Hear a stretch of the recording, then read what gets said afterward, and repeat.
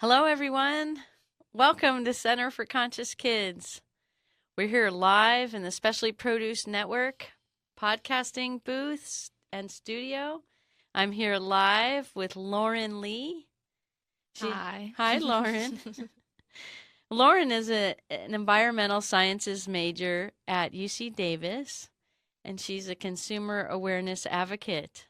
And I wanted to bring her here on the show today to help us really discover and understand how we can become more deeply and more authentically consumer aware. Thank you for coming, Yeah, Lauren. thank you for having me. Yeah.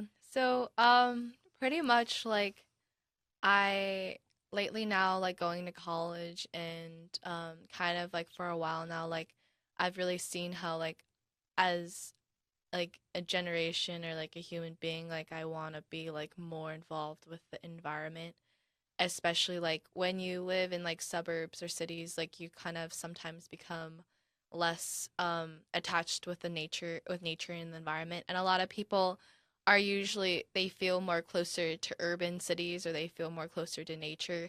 And I feel like I'm kind of a person that's like right in between. Like I really enjoy the urban city because like that's like where a lot of people are, like that's where a lot of creativity and like a lot of mixing of things happen and like kind of like really innovation happens.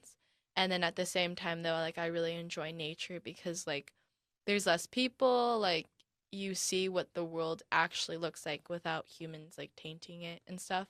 Yeah. And so like in this podcast, like I just really want to talk about the ways in which like you can be aware of your consumption and like how little things in our society like we can slowly build like to a better lifestyle, because I mean that's what happens like all the time. Like things happen slowly. It's not all in one night. And pretty much for the rest of my life, like as a career, like that's what I want to do. Like I want to educate people rather than like people aren't at fault or blame them or be angry with them, that like probably not probably people aren't doing the best way. And I mean like I don't think anyone has the best way to live at all because everyone's different, and but at the same time we can take steps and like or approaches of being more sustainable. And so like for some examples, like pretty much is like what it means to be a conscious consumer in Yeah. ways in which like you want to like in our society like we always consume, like animals, human beings, like everything, like every living thing consumes things, whether it be like material for their shelter in their home or food. For humans especially it's like clothing, and now it's like electronics and like a lot of different things. And I think it's really important to understand like we've almost become disassociated like what we are buying and what we are bringing into our own lives that affects us. And I think there's a lot of cases where we really don't think about like greater or deeper things on a daily basis. And I think like as humanity is like so much more advanced than where we were like a century ago, like it's now really more important for us to understand like what, where, and why things are easily available to us and whether or not we should use it and how we should use it. Yeah, what drives our experience and what drives our thinking about why we choose to buy something to consume. Like I don't think a lot of times we recognize that a consumer is a person who consumes or has consumption of items, whether that's food or water or physical items that they use during their everyday life. They don't recognize how that is. And I know for me personally in my home, I haven't bought anything in a long time for it, and I'm like, gosh, it's time for some knives that actually work or some forks because they're like I have three left of one kind and stuff like that. And I'm like, well, that really does impact it because like, okay, if I buy new ones, then what do I do with the three old ones? And how do I recycle them? And how do I don't just throw them in the trash anymore and put it in the landfill. Like, what do I do with stuff that's obsolete? It's been there. I mean, I haven't bought silverware in 25 years. But at the same time, maybe they're supposed to last 50, you know? And what do I do? How do I buy the next set that will last 50? And that'll be my last set. Yeah. right? Or something like that, right? And I agree with you because we brought in something too. I have a bottle of water that is plastic, right? And I, I have to say I didn't buy it, but somebody in our family did, and it was amazing. And he's an amazing person, and we love him. But um, this doesn't do very well because it's only 500 milliliters, and I do have to send it through recycling. Now Yeah. you, I know, had some good ideas, and you brought your water bottle and you refilled the water from where we get water from a well that's nearby in our county. So we're using very little carbon footprinting to get that water. It's alkaline water. It's fresh. It's not. It is filtered in such a way so that they can serve it to the public. But outside of that, it's still very much live water. And so, how do we do this? When this water came all the way from Italy, which it tastes amazing and it's awesome, but it does have a huge carbon imprint because, and it's probably now bottled somewhere in America also, but that it still was made somewhere else outside of San Diego. And what do we do about that? And how do we keep recycling even recyclable stuff like plastics or glass? And is it better like to buy, if we're going to buy bottled water, do we buy it in the glass? Well, I And mean, it's just like I think the number one thing what if I've learned from other people and like my classes and things is that like um even though you are choosing to buy, bottled water, like the thing is it's like having your own like one water bottle that you yourself like purchase that you can reuse like like this like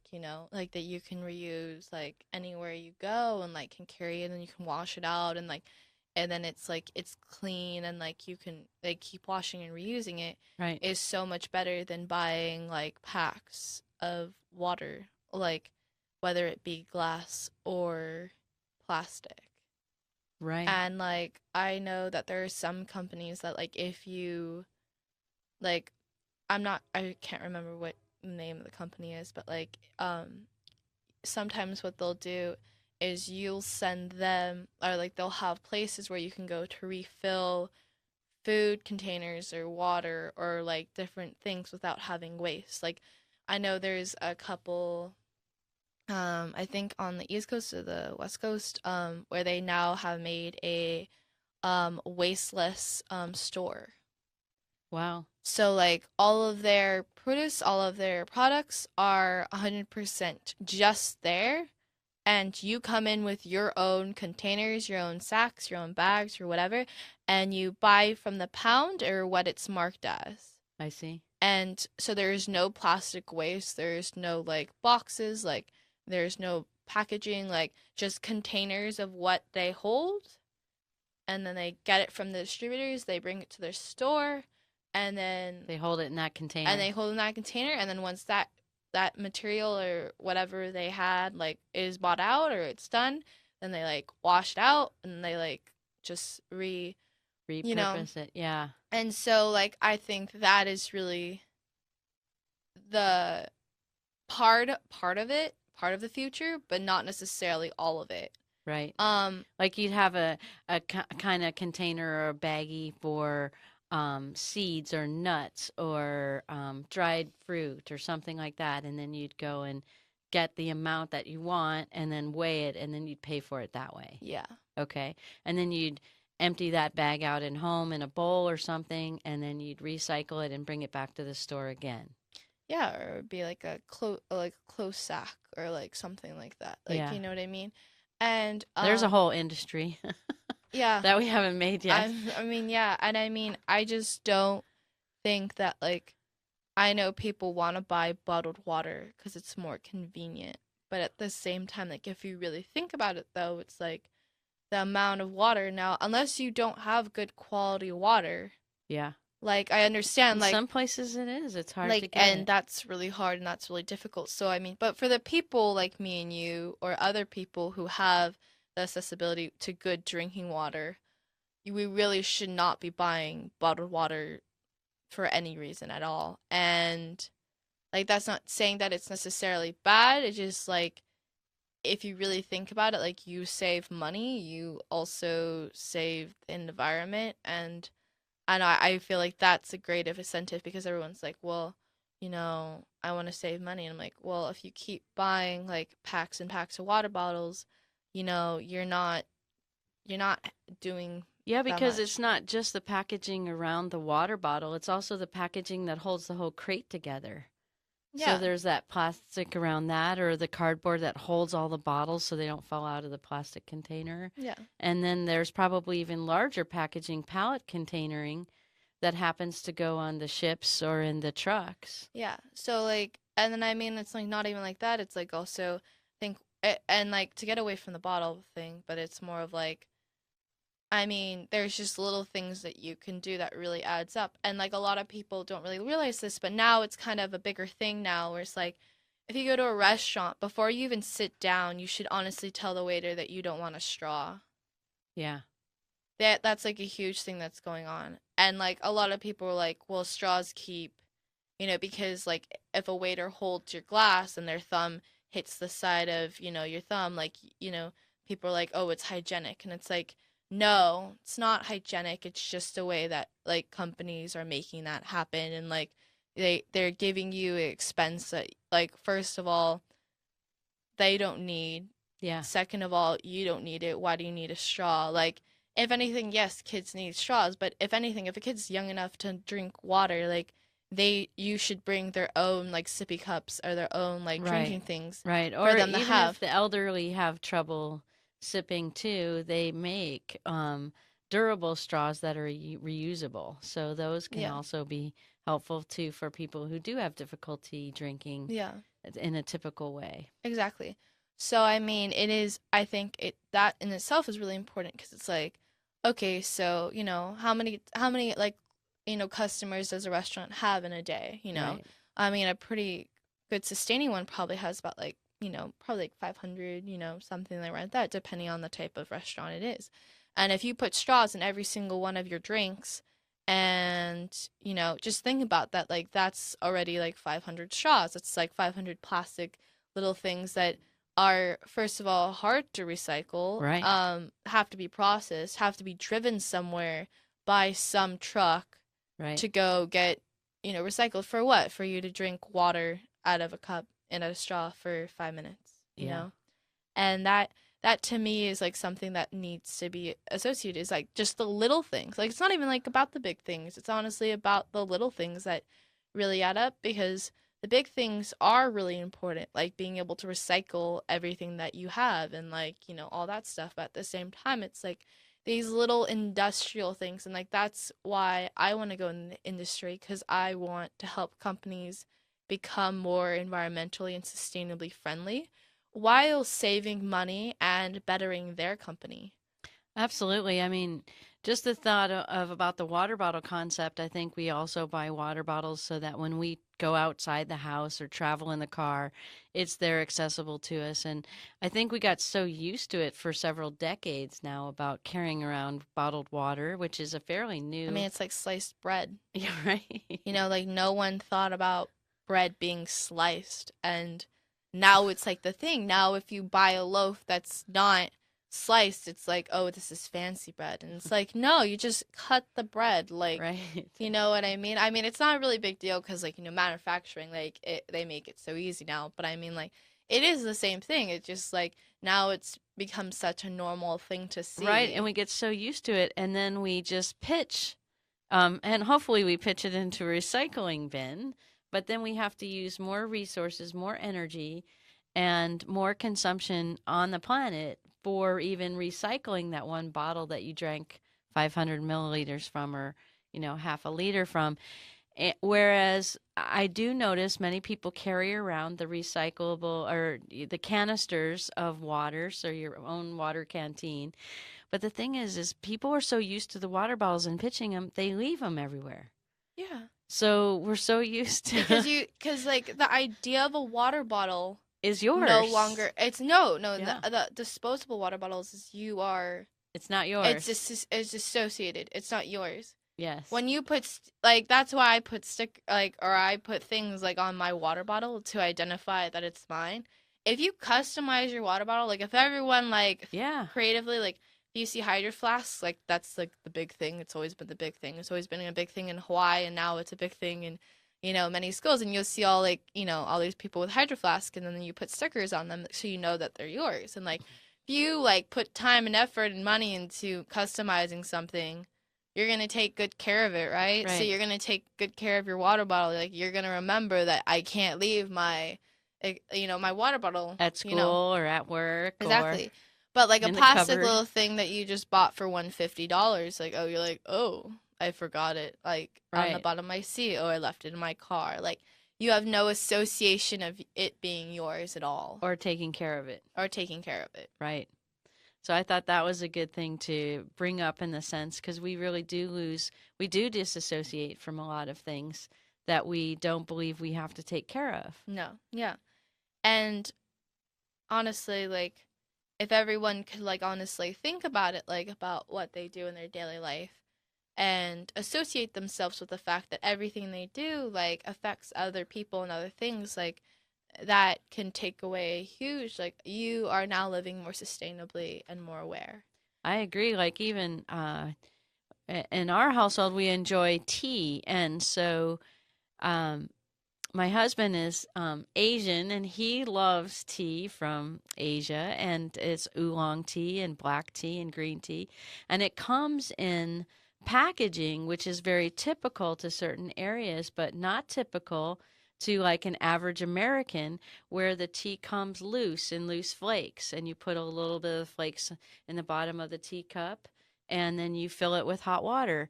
And most of us are used to bagged tea, but that bagging actually has a tremendous amount of waste. Not only in the boxing, and then in each individual packages, you got to rip it open, and then you have that whole tag, and then the whole bag itself, and it's a tremendous amount of waste Yeah. related to just one dose of or one cup of tea as well. Yeah.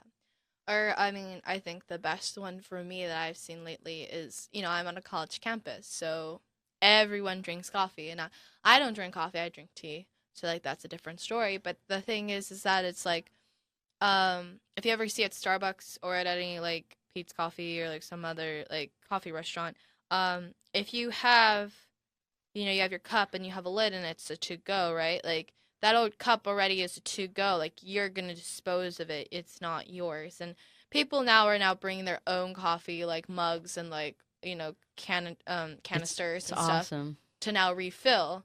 And so then that's why they sell those because it's less waste for the company as well. But also is that there's a splash guard for your Uh-huh. drinks, and I actually looked it up and I found out that it's called splash stick. It's a splash stick. So, like those little like green things that go in your Starbucks coffee, those are splash sticks. I just found that out. I was like researching it Oh, the those other little night. stir sticks, Yeah, but they cover up they're the like hole. stir sticks, but they're actually like supposed. So like if you stop hard in your car, like your whole drink doesn't go like like it Flying doesn't out. like drip down or fly Yeah. out.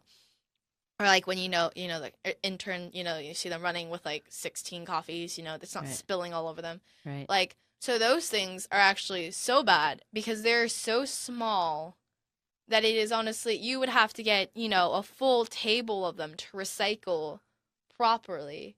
And I mean, I haven't really gotten to. I really want to take a recycling class or like this or it's like a waste management class, but it's Mhm. like they how you process different types of plastics and how cardboard to plastic to polystyrene to everything, like a bunch of different types of materials, like have to all be gone through, and it's a really expensive process. And a lot of people don't realize this, but like you can't, like there are some water bottles that you just cannot recycle, and they actually have to throw them in the waste because there is not enough recycling places near where you live in order for that to actually be worth something. Wow. Because the amount of gasoline, like, in the article, like I was watching for the like, splash sticks, it's like for your coffee cups in the UK, like I forgot where he was, but he's somewhere in the UK, and he was saying how there was only 2 recycling plants near where he lived. and he said the amount of coffee consumed within like those cities around him, probably most of those containers are going to be thrown in the trash because the amount of the plant waste programs, they only take in certain plastics. Mm-hmm. So if certain cups aren't made out of that plastic, they're going to be thrown in the trash in the landfill. Wow. So it's So not even when we throw it in a recycling bin, you we're still don't know you don't know if what you threw in there is actually going to be recycled based unless you upon where you're research at. it. Unless which most people don't, and Okay. sadly, part of me like does not because I don't live in San Diego anymore, so I don't really know. Um, but yeah, for most of the time, and a lot of times, a lot of plastics are a mixed blend too, because it Wow. depends on. There are so many things that go into marketing, like it's actually insane. Like the texture of how you hold a water bottle, why some water bottles are thicker, thinner. You know what I Yep. mean? And like for Leaching plastic into the. leaching plastic, Yep. I mean, there's all these different types of things, and so I mean, just the unnecessarily waste factor of little things that you really don't need at all. Like, Yeah. you know, And you were going to share just a little bit about how parents can help children with their toys and stuff. What were yeah. you wanted to So, share about that? unnecessary toys. I think, I've babysat a lot of my life, and I realized that children, especially parents, like when they have a brand new baby, like they get all of these toys from every, grandparent, every aunt, every uncle, every friend, like everyone, because like they're like, I want the baby to play with my toy that I bought them. I think people like have a little bit of an ego boost when that happens. But Yeah. the problem with that though is that these children really have all of these toys and they don't use them all. Yeah. And then when they get older, they become when you try to get rid of kids' toys, they are really upset because that's a possession of them. Because they realize, because when kids, psychology, you go through different stages of childhood and development, and at one point or another, you become attached to actual objects, and you understand that, oh, you go beyond that, like my mom is my mom, my dad is my dad. Oh, this is my sibling, this is my home, like this is where I sleep, this is where I go to the bathroom, like you start making attachments to things, and then they start making attachments to toys. And what happens is, what I've seen is that kids will have all of these toys and they won't realize that they only play with like about 6 or 7 of them religiously, Right. like all the time, like this is my toy. Right. And but when parents are like, "Oh my gosh, there's all this clutter, like there's all these things and you don't even use them," like, and then they like, try to like take them away or give them to other kids and the kids like, "No, that's mine." Like if you have a kid understand that like what theirs is really important and that you can take care of them, and also it also helps the parents because I have no idea, there has been so many times where I felt so bad for the parents because like it would be so neat, all the parents make this beautiful, like it's all organized and there's all these boxes and the kids are just exploding, like throwing toys all over the place and it's just a mess, and I'm like, oh my gosh, I have to clean this up now with them and teach them that it's like this is where things need to go, and Right. like they're like, well, I want to play with it in the next 5 minutes. I'm like, well, okay, but you're not playing with it now, so you need to go put it back. So how do we help them understand like to have less wasteful toys like? So I honestly think, in my opinion, especially when you um taking kids to a toy store is great, but it also shows them like how much toys, I don't know, like kids need toys because they need to be stimulated and they need to grow and learn and stuff. But I honestly, like, I beg parents now. I'm like, if your kid like really wants a toy, you need to ask them why they really want the toy. And a lot of times it's honestly because they want to be like their peers and they want to fit in with their peers. The toilet that their friend has. You know what I mean, their friend has. And so honestly, I think parents need to start rearranging it. It was like, well, instead of having what everyone else has, like maybe you start the new thing, that you have something else that's different, that's actually really cool. And Yep. and honestly that's really hard, but at the same time, I think when you have a baby or when you have like young children, like honestly try to tell like people around you, like, hey, like if you decide to get us a present or something, like don't like, maybe like, a zoo, like if you want to take our kid to the zoo, Right. or take our kid to the park, or you know Have or experiential learning. experiential learning, or even to the point where it's like, you know painting, or like art, or like learning things, rather than like just toys that are like kind of just trendy toys that like people just decide to buy because they're like, oh, that's so cool, like I have to give this to this kid. It's like, you know and Right. also learning what the kid wants. Like I babysat a kid, and he loved dinosaurs. Like he loved dinosaurs so much, and he actually knew more about dinosaurs than anyone I had ever known. I was like, wow. And he was saying these, very scientific names, and he was so in depth with dinosaurs that I mean, I think him having toys of dinosaurs and having new dinosaurs and expanding his knowledge is like is so much better for him Yeah. than, buying him, Bob the Builder, when he like doesn't even like Bob the Builder, you know what Right. I mean? And like, Or you get past age or 3 and it's no yeah, longer important. yeah. And so things So that are timeless toys. timeless toys are really, I think, are unnecessary, and they don't cause clutter and things like that. And also that if kids who don't like to play with things a lot, I think the importance of like, if you don't like this toy anymore, maybe we should give this to someone else. Yeah. And then the kids are like, wow, like, well, I don't want it to be taken away, so I'm gonna play with it. And then they Right. become a great appreciation. It actually has a use. Yeah. Um, And repurposing too. yeah. And I think another thing too is like, for parents to do, like when they go out to eat, is that they should never teach their kids that they need, that if the kid is not hungry, the kid should honestly learn that they have to learn that lesson, that if you're not hungry, then we're not going to buy you food, Right. because then you're not hungry. And so then the kids are actually more in tune with their bodies on what they want to eat, rather than meaninglessly eating, you Right. know? Right. Or sharing plates, that concept. Yeah, Yeah. or sharing food. Yeah, exactly. And I think too is more of like, um, I think many parents nowadays also bring, because of the food likes of children, that a lot of times they bring food for the kids when they yeah. go out to eat. But you're right, in containers that are not throwaway containers. I think we really struggle as a country to deal with takeout. Did you know most countries actually don't do takeout? Yeah.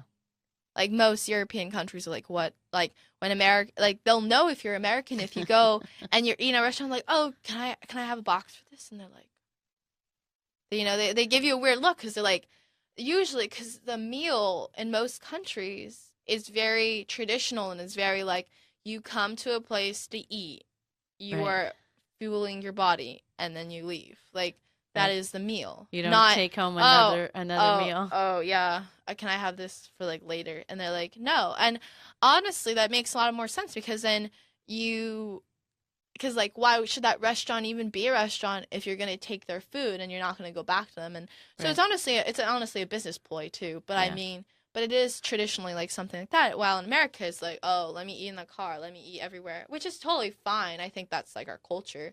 But at the same time, I definitely do believe that like, if you aren't hungry, don't eat something just because you feel uncomfortable not eating with someone. Yeah, I'm like, I don't go out and have burgers and fries anymore for a long time, but I was thinking, if I was that kind of person, I would now like take a snack container of some sort, and I'd go like to, I don't know, In-N-Out Burger, and I'd say, can you put my fries in this and the burger in this, instead of wrapping it up? And I bet they would do that. Yeah, I mean, sometimes it's really harder for other, especially, you can't do fast food. Like, I'm sorry. I'm sorry. They're like, no, we can't put it in that no, container. because honestly, there's actually like sanitary problems. Yeah. Because if they put it in a container and you didn't clean your container, and then you sue them, like, Right. there's things like that. So I So mean, we have some ways to go to work out some of these issues. honestly, fast food is just like, It's not no. good for you. Let's not talk about fast food. Okay. I really don't want to talk about fast food. Yeah, no. But yeah, I mean, but the big ways in which you can become a more conscious consumer is like food containers, like stop eating out, stop like buying things, or going to places that have plastic knives and forks that actually are like real Yeah. places to eat, because what are they going to do with that? They're not going to wash them. They're going to throw them away, and like Right. honestly, it's just kind of a waste. And some companies think it's actually cheaper. And I'm like, depending on how you do your management and how you do things, yes, it can be. But, and at the end of the day, you might as well just wash them and, like, But it's you only know, cheaper maybe for that person or that company and not yeah, necessarily for the whole world. yeah, exactly. And then, composting food, Yeah. like, that's a huge thing. And a lot of people, like, don't know how to do it. I still am like kind of shaky on it. It's really hard for me to do in the dorms, but I've actually heard of a girl doing compost in our dorms once. Wow, you could do it for like the whole floor. No, you can't do No. it for the whole floor. No, you can't do it for the whole floor. Not in the No, laundry room? and no, Oh, no, darn. no. Maybe next year. You should also buy what you need for sure. Buy what you need. That's Don't that's buy a what novel you thought. want. That's really hard. That's always really hard. Yeah. Especially like since, I'm 19 and like I love shopping. But it like sucks because like you want to be a conscious consumer. So it's like you gotta kind of take a step back and be like, do I really need this? And you're like, and if you're like, no, and it just looks really cute, then you better just like should step away. Like, Yeah. and if not, I've actually found for me, which is like been the most rewarding, is thrifting. Is like if I really need something where I'm like, oh, that looks so cute, like, oh, that'd be so cool to have, like, blah, blah, blah. Like, I actually go to thrift stores and now I look for my items that, like, I potentially could need that's actually cheaper. I'm actually reusing something that someone else didn't want and now gave back and now I want it now. Right. So it's almost like, so then now for all my clothes now, I actually, like, now I thrift all my clothes because I get money for my clothes. And then I also, if someone wants my clothes, then they'll use it and Right. they're repurposing my clothing Right. for whatever they need. And then Right. they'll probably do the same thing. Right. So thrifting, honestly, is so big because, like, now it's something that you want. Like, I really been looking for a bigger jacket for me to wear during the winter, and I actually found one. I found one for really cheap at a thrift store that someone no longer wanted, and now I'm like, well, look at this. I'm not paying, a big company again for this. Like, when there's already something out there, like no one wants it, and now it's there for a cheaper price, and I'm Right. reusing that Right. material, so it doesn't seem like it's now in a demand. It's just like Right. now it's just something I reuse. And don't gift food.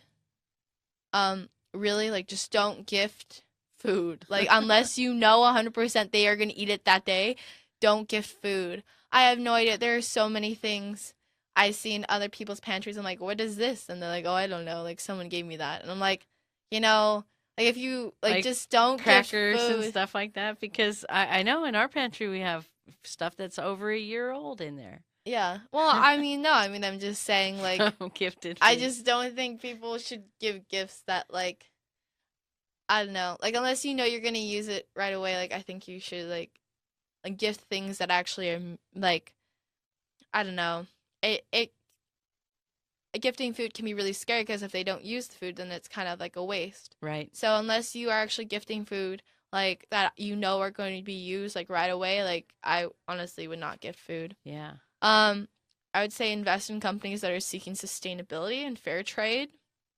So, like being aware, conscious companies, like, CCK, being aware what foods are in season.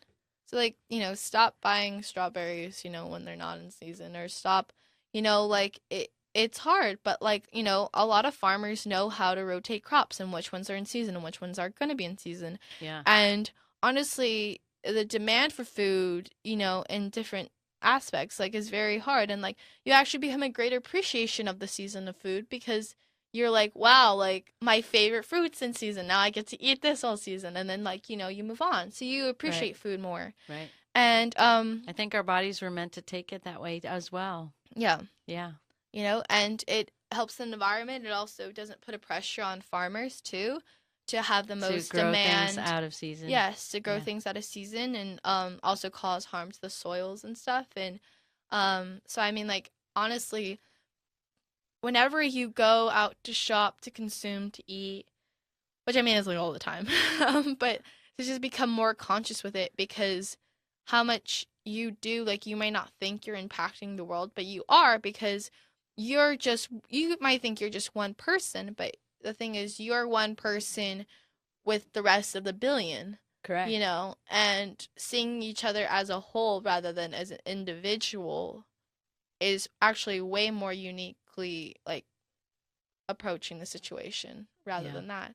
And living minimalistically, or Or at simplistically. least simplistically, and in a way where you buy things that you only need, even though like creativity sometimes doesn't necessarily mean you that's simple. Like I love art and I love things like that, Right. but as long as it's a conscious decision out of like, why do I need this, or what would this do to my home or to me or to other people, Right.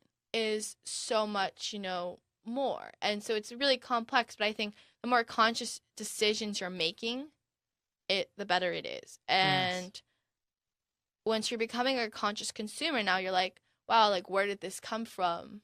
Or Right. like, oh, am I gonna actually use this tomorrow? Right. Or is this a long-term purchase or is this a short-term purpose? Is really Yeah. important. So we move beyond meeting our immediate needs and what I need or what the other person in my immediate environment needs, and looking at the whole big picture Yeah. of how it's created, how it's distributed, and then how I'm using it or consuming it.